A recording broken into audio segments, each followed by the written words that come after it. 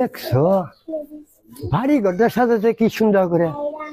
আমার বেলায় তো 2000 টাকা হবে পারো না। যাই দেখি আজকে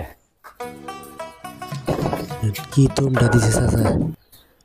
আব্বা আব্বা বাইরে লেগে নাকি কি দমটা দিছে হ্যাঁ বাবাজি চাচা ভালো বড় আছো? দমটা বসো। ঐতিহ্য ভুলে গেলে গাই নাকি চাচা।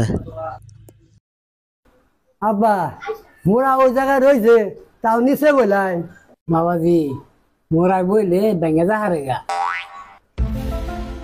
তাছাড়া বাবাজি তুমি কি অতীত বইলে গেলা গা?